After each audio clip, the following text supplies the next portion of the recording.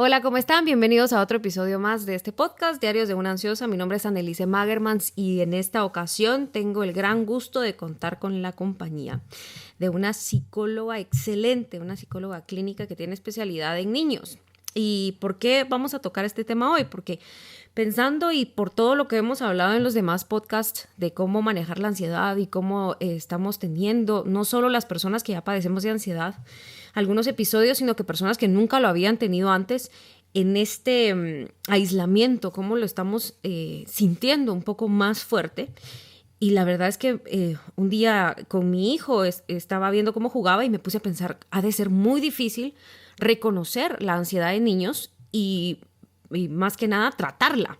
Por eso quise hablar con una psicóloga infantil que tuviera especialidad en niños para que me dijera un poquito más y para que platicáramos acerca de este tema y le diera consejos a las personas que nos están escuchando, que tengan hijos y que no sepan cómo lidiar con la ansiedad de ellos. Entonces, por eso tengo el gran gusto de presentarles hoy a la psicóloga Dilcia Sosa. Hola, Dilcia. Buenas noches, ¿cómo estás? Hola, Ani. Bien, gracias. ¿Y tú? Bien, gracias. Te digo buenas noches. No sé si alguien va a escuchar esto en otro día, pero en este momento que estamos haciendo la entrevista es de noche. Bastante noche. Es más, gracias por aceptar la entrevista y Ah, listo. y por estar despierta por nosotros. Dilcia, como yo estaba diciendo ahorita en la introducción del podcast, ha de ser muy difícil tratar la ansiedad de niños. Porque como te decía fuera de micrófonos, la ansiedad en adultos, pues tal vez si en el momento que se tenga que tomar medicamento como que lo aceptas un poquito más, pero en niños es mucho más difícil y como tú me dijiste tendría que ser el último recurso. Pero de primero, ahí sí que como se dice, empecemos por el principio. ¿Cómo puedo reconocer yo que mi hijo está padeciendo de ansiedad? No solo tal vez niños más grandes, 10 años es mucho más fácil que le expliquen a uno y que digan siento esto, pero tal vez niños más chiquitos también. ¿Cómo podemos reconocer como mamás que nuestros hijos tienen ansiedad, Dili?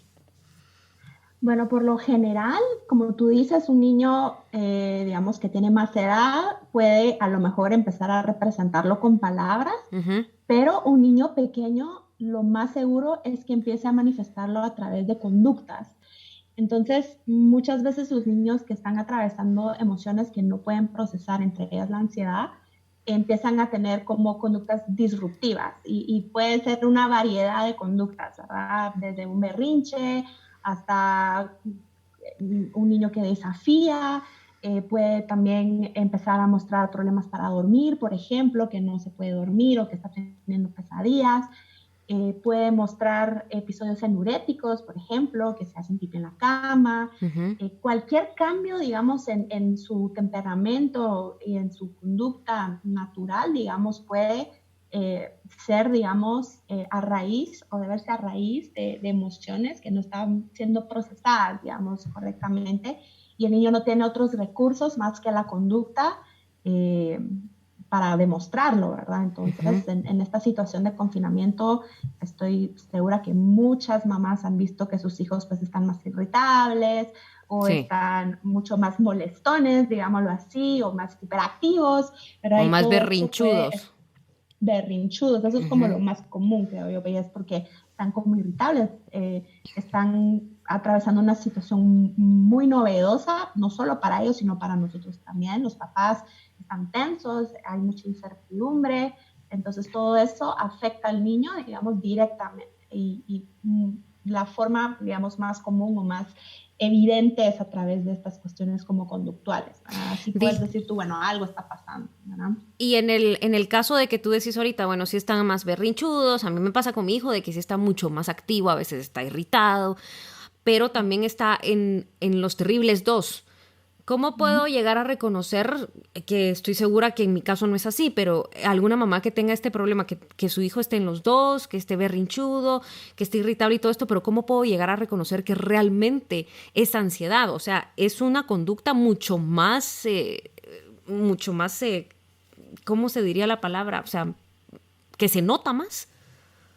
Um, Pues mira, es que depende de cada niño. Ajá. La verdad es que depende de cada caso, pero digamos rasgos de ansiedad pensándolo más allá de la situación en la que estamos, el tema del pipí en la cama es muy común, digamos, de un niño que está sufriendo ansiedad, los problemas de dormir también. Esta cuestión de los terribles dos es como esa transición del niño de ser bebé a ser niño, digamos. Entonces el niño empieza como a empoderarse, empieza como a hacerse cargo de él mismo, ¿no? Y entonces eso conlleva esta cuestión de la negativa, no, ¿verdad? Ya como que saben que no tiene un efecto. Entonces, pero no tiene que ser tan, digamos, o sea, no tendría que ser tan difícil, digamos, y creo que es importante evaluar la situación del ambiente. El niño siempre va a estar influenciado por su entorno, entonces, si hay muchos cambios, por ejemplo, en el entorno, el niño puede estar ansioso. Y si es un niño que tiene una rutina bien afianzada, un niño que digamos, pues está yendo al colegio, que en casa todo está bien y tiene estos berrinches, hay algo ahí que no está solventado, digamos, porque el niño, pues sí, todos los niños hacen berrinches, pero cuando es algo que ya como que llama la atención, sí habría que investigar un poquito más a profundidad qué está pasando. Una conducta como más marcada, Dilcia. Sí, o como más intensa. Que sí, un berrinche, un niño te va a hacer un berrinche cuando está cansado, tal vez, o cuando no sabe cómo expresar su enojo, pero cuando es algo como recurrente o como con mucha intensidad, que la mamá no sabe cómo resolver, ¿verdad? Habría que como evaluar un poco qué está pasando, ¿verdad? Si es que hay un fallo en la comunicación, si la mamá está ansiosa también, porque eso también, ¿verdad? Los sentimientos que los padres tienen, sobre todo la madre, que es la que está pues, por lo general más presente, pero el padre también, también se le transmite a los niños, ¿verdad? Entonces una mamá que se angustia, digamos, con situaciones y todo, puede que esté transmitiendo esa angustia o esa ansiedad al niño también. Entonces, cuando es algo como muy intenso, como muy marcado, como muy recurrente, sí habría que como evaluar qué está pasando ahí. ¿Y qué podemos hacer en el momento en que nos demos cuenta de que realmente sí es una conducta muy marcada? Pues primero, digamos, con los niños, lo más importante para ellos es tener una rutina, digamos, establecida, rítmica, ¿verdad? Que tengan momentos, digamos, de tranquilidad, momentos de juego, digamos, más expansiva, digamos, como que una rutina saludable que el niño le siente bien, ¿verdad? Si eso está bien, digamos, si la mamá siente que sí, él tiene su rutina, hay que ver si hay cambios, digamos, como digo, pueden ser hasta cambios sutiles, ¿verdad? Vino otra niñera, o el papá se fue de viaje, o la mamá tiene un nuevo trabajo. Estos cambios que a lo mejor creemos que son de adultos, digamos, siempre, o casi siempre, influyen en el estado anímico de los niños. O estamos en cuarentena, o sea, eso está influyendo. Claro. O sea, ya la cuarentena es una cuestión súper disruptiva, ni siquiera es algo tan sutil, es súper disruptiva. Los niños dejaron de tener sus rutinas de salir al colegio o a sus actividades extracurriculares, están encerrados, sin contacto social, o sea, es algo que en la psicología pues ya hablamos de un tema traumático, ¿no? Es una situación traumática que todos estamos atravesando. Entonces, desde luego, si los niños no están ansiosos ahorita, pues sería como wow, ¿no? Porque si para los adultos es difícil procesar todo lo que está pasando, imaginemos a los niños que no tienen tantos recursos cognitivos, digamos, para poder elaborar esto, y nos toca a nosotros los adultos poder como masticarlo con ellos un poco, ¿no? En el momento en que si no estuviéramos en esta cuarentena, en este toque de queda, como estamos ahorita en Guatemala, si notamos que nuestro hijo está mal, pues obviamente lo que hacemos es llevarlo a terapia, ir a un lugar con terapia,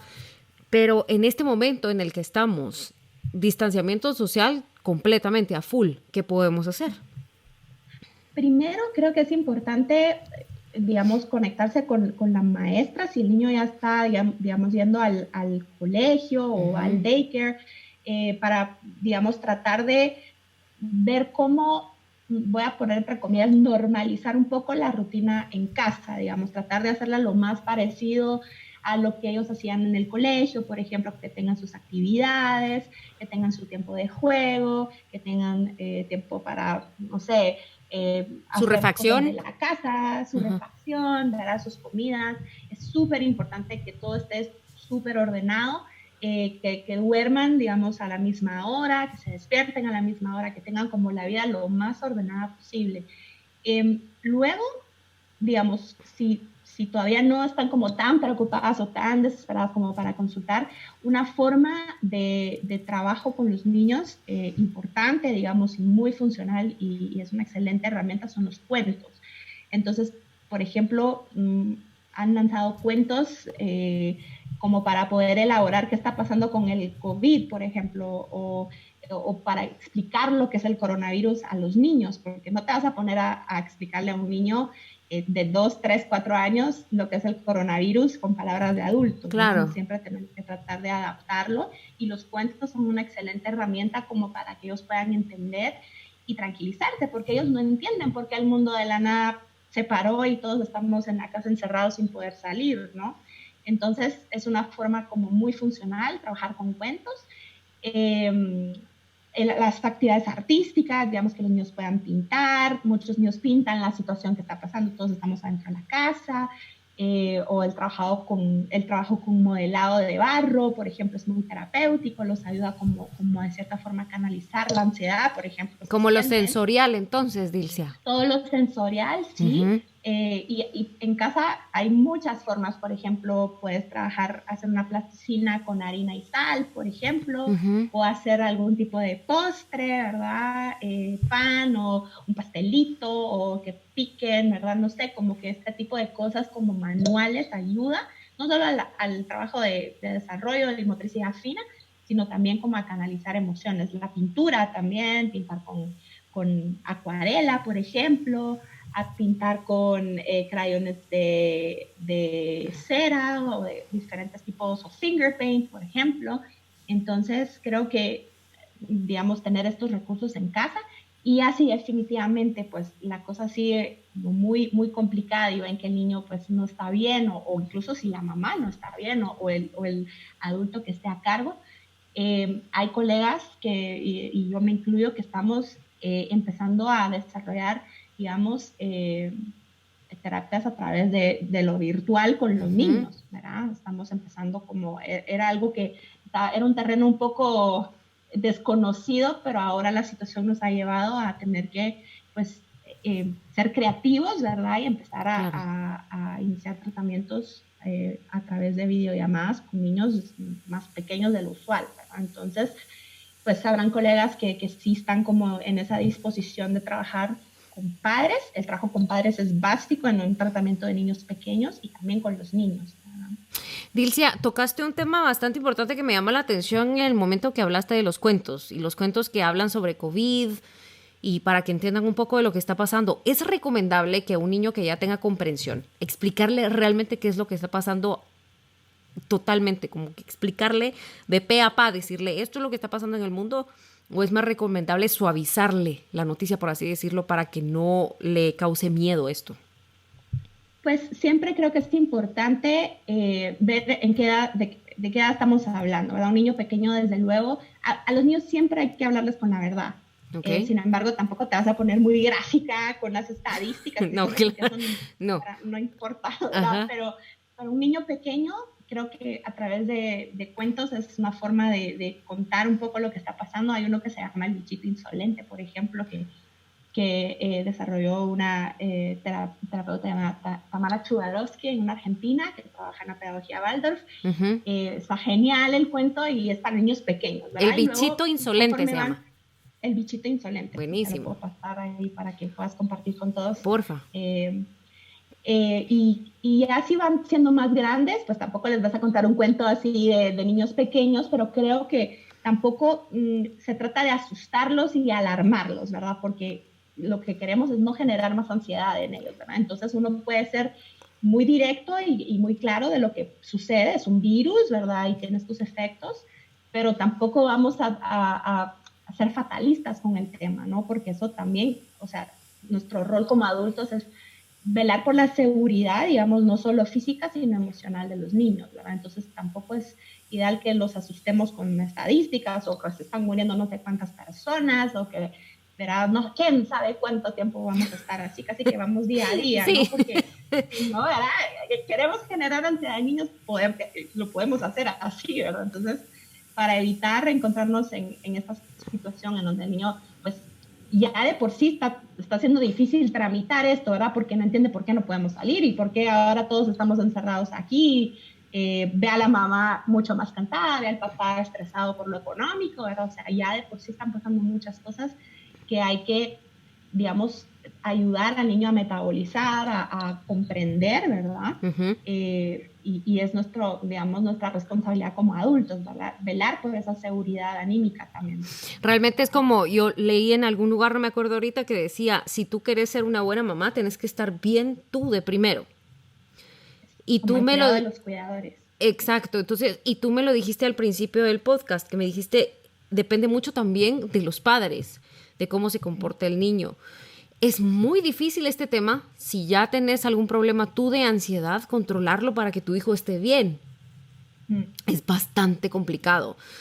¿Qué podrías o qué consejo le podrías dar tú como una psicóloga que tiene estudios en niños a una persona que esté pasando por una crisis de ansiedad o a un papá que esté muy preocupado por lo económico, como tú me decís, para que puedan tener una dinámica sana, mental sana en la casa para que este niño, para que los hijos no sufran esta parte de estrés que uno como adulto lo tiene, que es totalmente normal, como tú lo decís, el mundo cambió, todo cambió, hay un nuevo normal.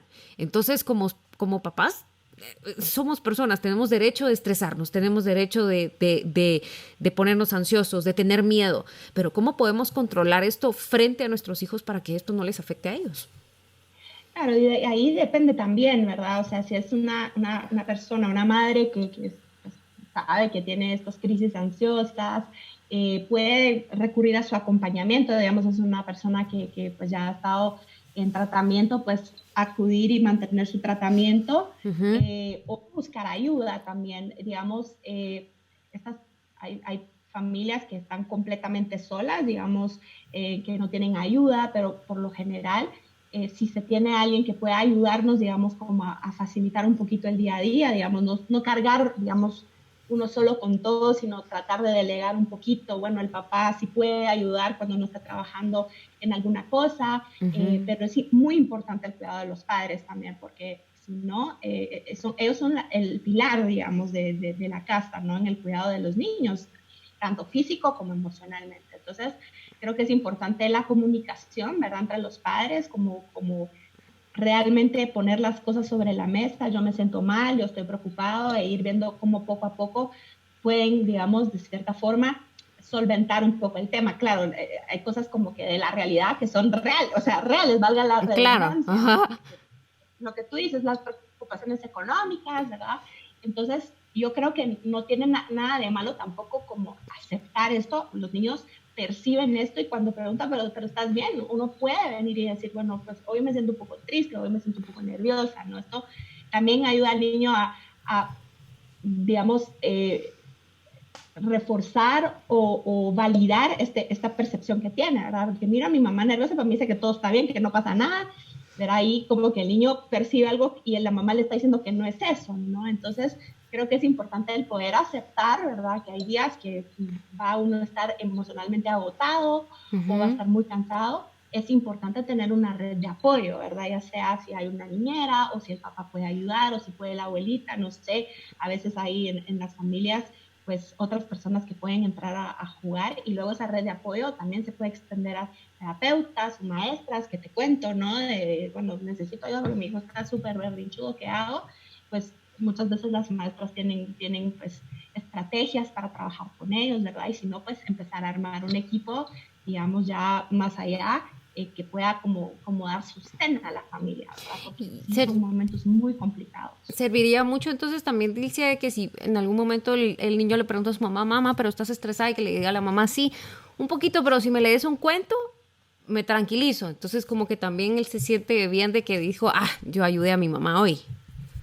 Sí, tampoco no podemos, digamos, cargarlos con nuestras emociones, No, pero pero sí, o sea, bueno, ajá, pero como tú dices, así como que, bueno, pero si pintamos juntos seguro me voy a sentir mejor, Ajá. ¿verdad? O vamos a cocinar algo y me ayudas y así voy a estar un poquito más tranquila, ¿no? Ahora, yo te estoy hablando en el término de que solo tengo un hijo, pero hay Ujú. mamás que tienen muchos hijos, Por familia, valiente. 3, 4, sí, valientísimas. ¿Y qué pasa si uno de ellos tiene este problema de ansiedad o durante este tiempo? ¿Qué se puede hacer? Porque no puedes cambiar la dinámica completa familiar por un niño, o sí es recomendable hacerlo. ¿Cómo se manejaría Pues esto? sí hay que buscar formas, digamos, de colaboración, ¿verdad? Como cuando uno de los hijos tiene diabetes pues de cierta forma hay que hacer algún cambio, digamos, no vas a tener donas todas las noches o comer, ¿verdad? Como que Bueno, aunque no eso tengas diabetes, no creo que sea bueno tener donas por todas las supuesto, noches. pero especialmente, ¿no? Si por supuesto Claro. no es, ¿verdad? No es lo ideal. Cuando hay un miembro de la familia que tiene una necesidad, muchas veces Uh-huh. el resto tiene que acomodarse.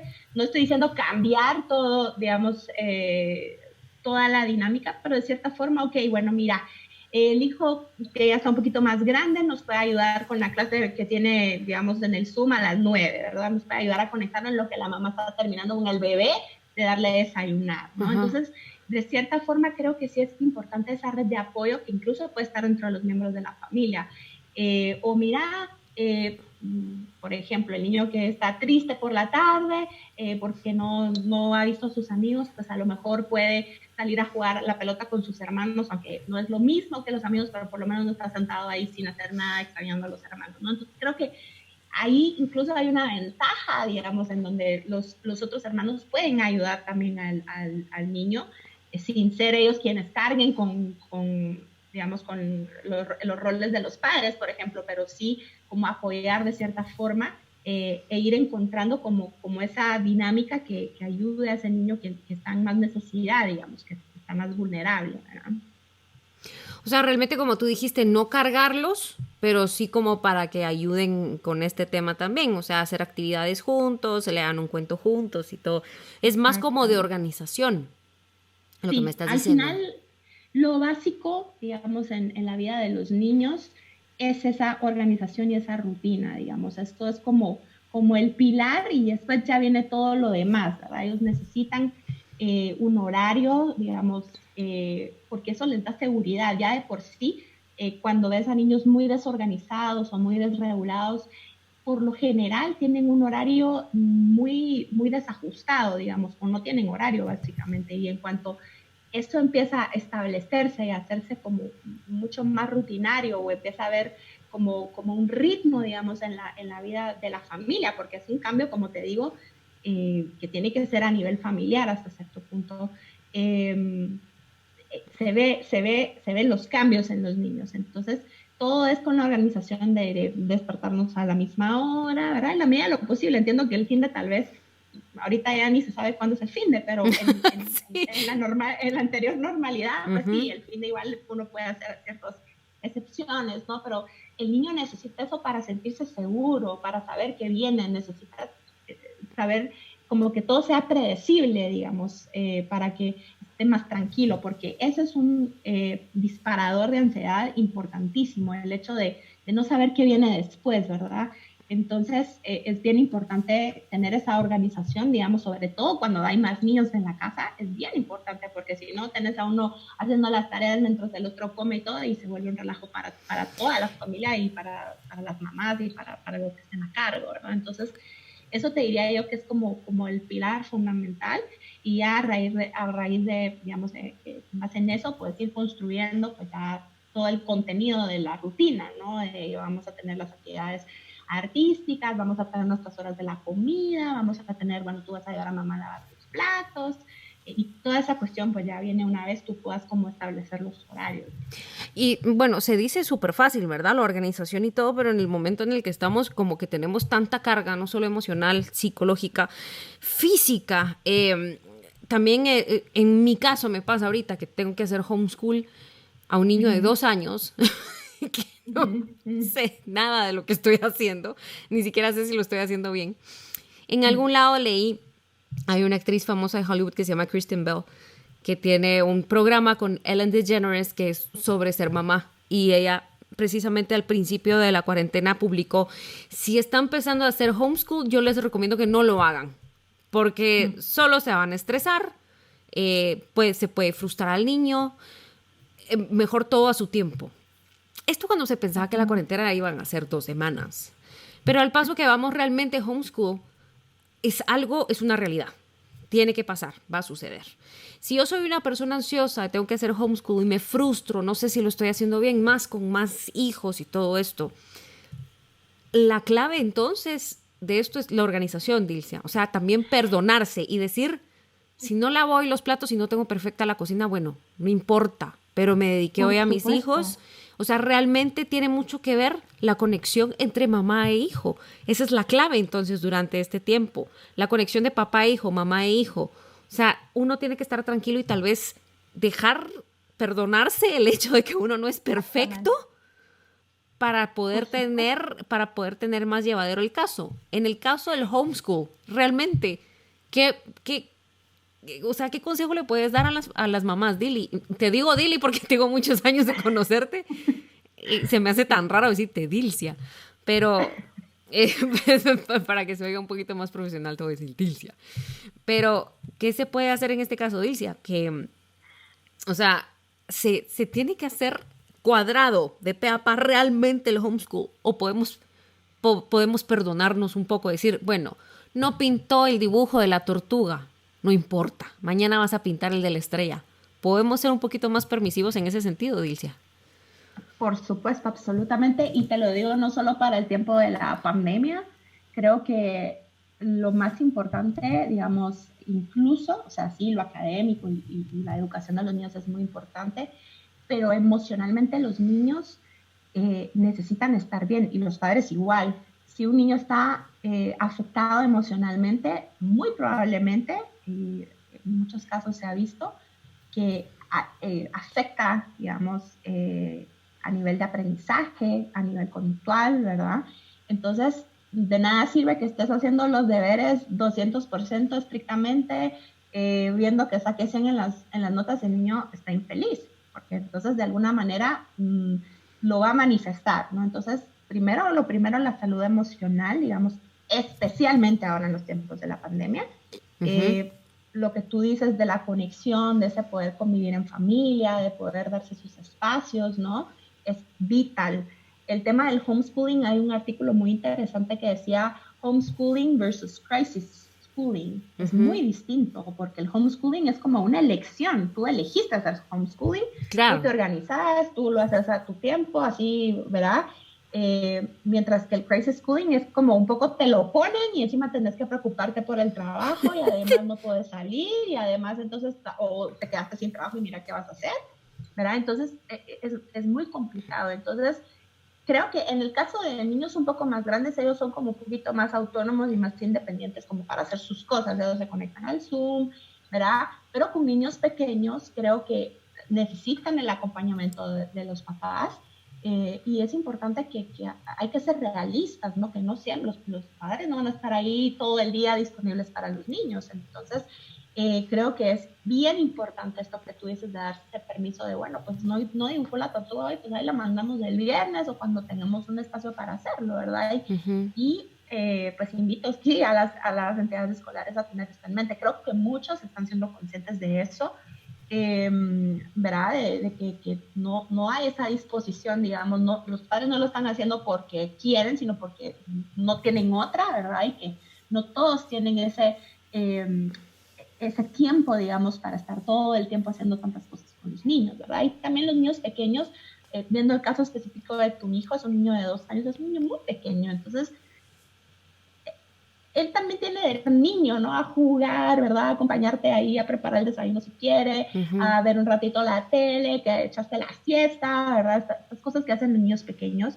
Y sí, está bien tener manualidades y todo que lo ayudan a su desarrollo y todo, pero no tiene que ser rígido y estricto, ¿no? Por eso muchas veces utilizan la palabra ritmo en vez de rutina, porque rutina se me hace un poquito más cuadrado y estricto y el ritmo suena un poquito más, que fluye más, digamos. Y así tiene que ser la vida de las personas. Nosotros vivimos en constantes ritmos de día y noche, ritmos de estaciones, nuestros órganos vitales tienen ritmos también.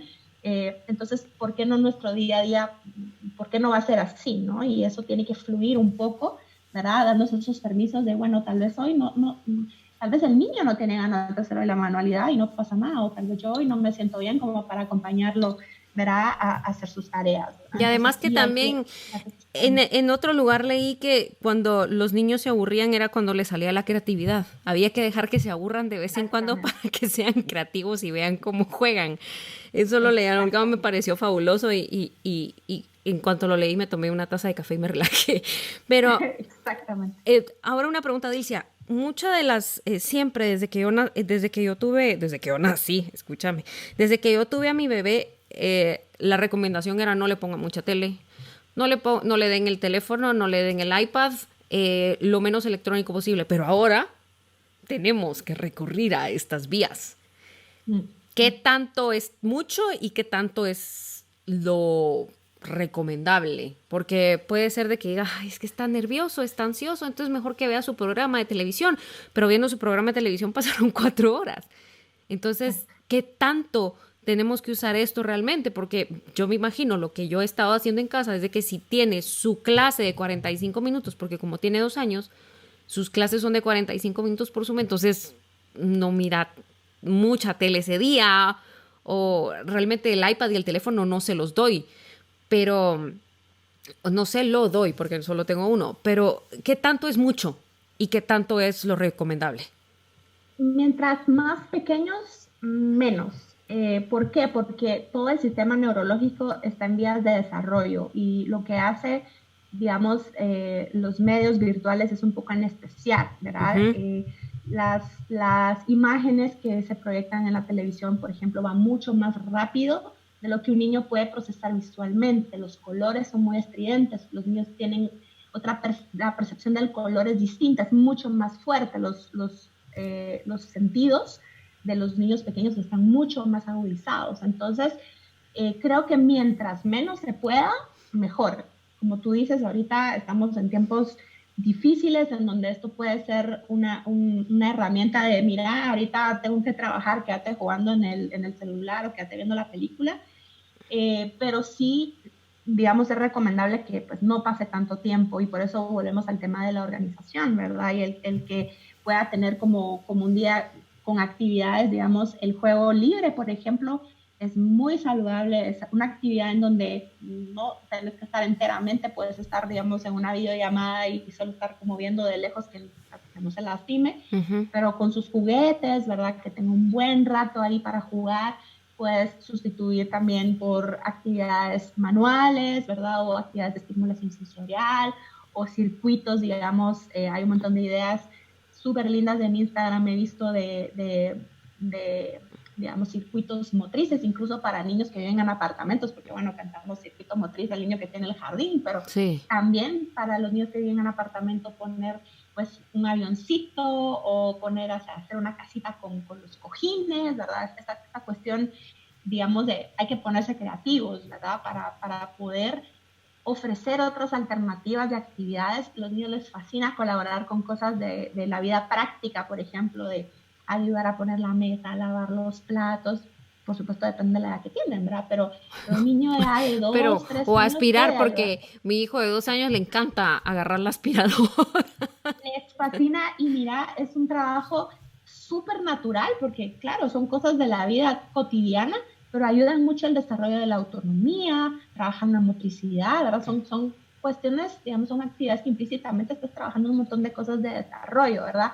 Y se están entreteniendo y se sienten útiles, entonces se empoderan, ¿verdad? Entonces, creo que es cuestión de ser muy creativos, de tomarse un tiempo y decir, bueno, hoy voy a hacer la rutina de mañana. Si no puedes hacerla de toda la semana, pues la de mañana, ¿verdad? Y entonces tenemos que hacer, pues vamos a hacer esto, vamos a hacer lo otro, y tratar de sustituir esos tiempos, digamos, porque ¿qué pasa? También el hecho de estar frente a una televisión o frente a un iPad mucho tiempo, digamos, el niño es un espectador, está pasivo, está sentado ahí, y los niños necesitan moverse también, necesitan quemar, vamos a decir, las energías, necesitan trabajar, digamos, sus extremidades, ¿verdad? Y el estar ahí, eso también puede ser, aunque suene un poco raro, pero pueden ser, digamos, disparadores de hiperactividad también. Entonces,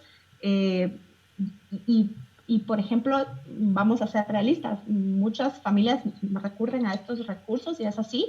Yo lo que les recomiendo cuando es un tema de, mira, o sea, mira televisión y eso no va a cambiar, lo recomiendo que lo hagan ya sea en la mañana o temprano en la tarde, porque en la noche el niño cuando se va a dormir se queda como hiperestimulado.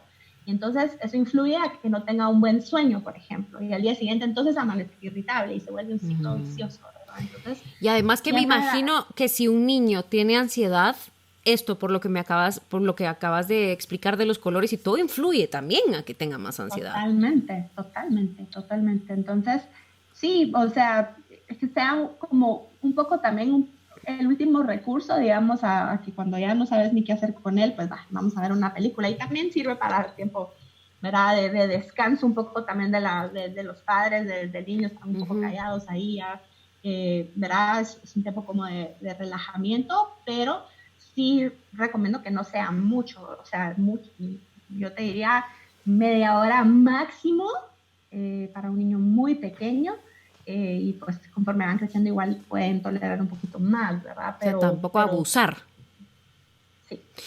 En el momento en que suponete hacemos todo lo que tú nos dijiste, nos organizamos mejor, digamos de que tenemos a una hija, a un hijo ansioso en casa, nos organizamos mejor, le acortamos un poquito más la vista de televisión, nos perdonamos si no le podemos hacer la rutina del colegio, si no hacemos el homeschool perfecto, nos tranquilizamos nosotros, llegamos a un acuerdo con la pareja para como que delegarnos un poquito acá, y aún así el niño no mejora y vemos que sus conductas siguen. ¿Cuál sería el siguiente paso?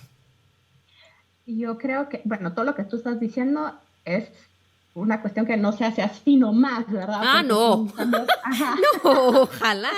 No. ¿Verdad? Pero no. Bueno, una vez utópicamente, idealmente. Sí, utópicamente, eso me encantó, sí. Digamos en que lo logramos como varita mágica, ¿verdad? Digamos que sucedió, ¿verdad? Yo creo que si persiste, tiene que ver con algo un poquito más profundo. Entonces, tiene que haber otro disparador que no estamos viendo, que no es tan evidente, que no es tan concreto, digamos, que puede ser con algo, digamos, anímico mucho más profundo, que sí habría que consultar, ¿verdad? Siempre hay evaluaciones, digamos, emocionales que nos arrojan, digamos, una guía de lo que está pasando, de los sentimientos que tiene el niño, que no nos puede expresar con palabras, sino que nos está diciendo con este sentimiento de ansiedad.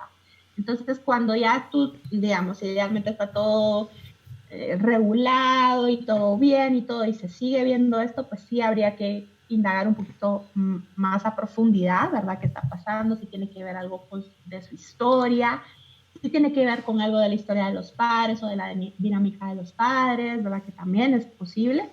Y sí habría que como profundizar más, ¿verdad? Y ahí creo que sí habría que recurrir a profesionales, digamos, como para evaluar qué está pasando, ¿no? Como tú dijiste, están dando, entonces tú podrías dar, si alguien que está escuchando el podcast necesita una evaluación para su hijo, tú lo puedes dar online, me estabas diciendo, ¿verdad? Sí. A ver, yo estoy ahorita retomando mis casos, digamos, de niños pequeños, estoy iniciando con ellos a través de lo virtual, para evaluaciones, digamos, pruebas, digamos, proyectivas, y eso yo no me dedico a eso, pero hay colegas que lo hacen. No sé si estén trabajando, digamos, pruebas proyectivas, porque es muy difícil, o sea, claro. Te diría que creo que imposible, porque claro, tenés que estar es más como presencial, ¿no? Ajá.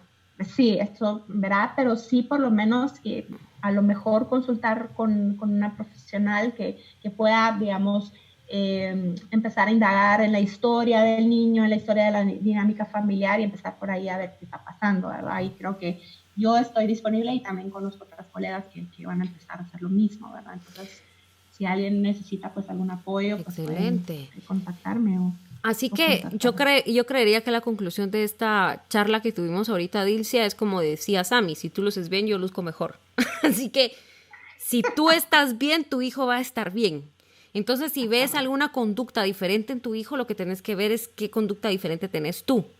Y arreglarte tú para que tu hijo tenga paz y para que la dinámica familiar funcione más y que tu hijo esté un poquito más tranquilo. Porque realmente la seguridad viene de la mamá. Muchas veces yo durante toda esta pandemia he dicho, la gran, ¿qué quisiera yo para estar con mi mamá?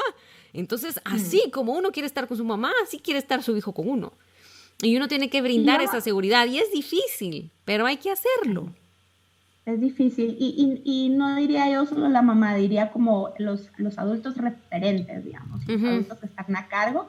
Somos los indicados en brindar esta seguridad a todo nivel, ¿verdad? Claro. Entonces, como tú dices, pues sí, son normalmente los papás, pero creo que es un equipo, ¿verdad? No es solo uno o el otro el culpable, ¿verdad? No, creo que me refiero.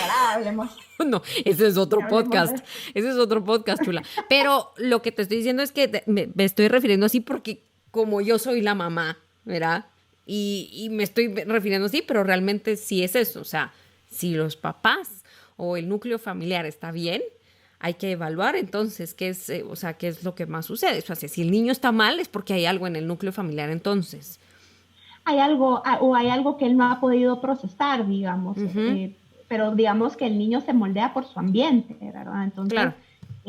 ¿Verdad? Su entorno, él está, o sea, lo primero que a donde llega es a los brazos de la mamá y así se está un año y después pues va saliendo al mundo de a poco, pero en donde él se va, digamos, desenvolviendo y desarrollando y donde se va permeando es en el entorno familiar primario, digamos. Entonces, pues sí, hay que investigar a ver qué está pasando. Muchas veces no sabemos, ¿verdad? No nos damos cuenta de muchas cosas y eso es completamente natural y normal. Todos los papás están haciendo lo mejor que buenamente pueden desde su lugar de padres y eso es así, ¿verdad? Y ya si hay como ciertas dificultades que es normal también que suceda, pues hay que indagar, ¿verdad? Pero el hecho de poder como darse ese permiso, el poder ver hacia adentro y ver hacia qué está pasando, ¿verdad? Como ver un poquito más allá, va a ser de mucha ayuda para poder brindarle a ese niño lo que necesita, ¿verdad? En todo sentido.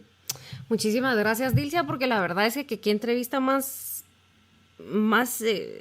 realmente pues me aclaró muchas dudas. Súper interesante y además de que a veces uno dice, ay, bueno, es que mi hijo es así, pero realmente lo que se tiene que revisar es uno. Y como lo dije casi que al principio, yo lo leí, para ser una buena mamá tú tienes que estar bien.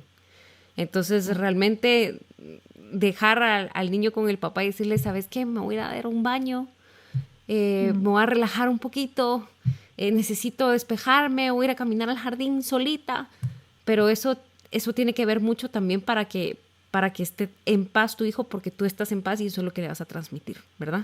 Exactamente, ese cuidado de la mamá suficientemente buena, porque vamos a hablar de mamás perfectas y mamás así 100 puntos, sino mamás suficientemente buenas que se hacen cargo y se cuidan a sí mismas. Y además que está bien no ser perfectas. A mí me pasa que yo veo en Instagram mamás que tienen a los hijos con todas las tareas hechas y hasta tienen un pie hecho y les digo, es imposible, para mí es imposible.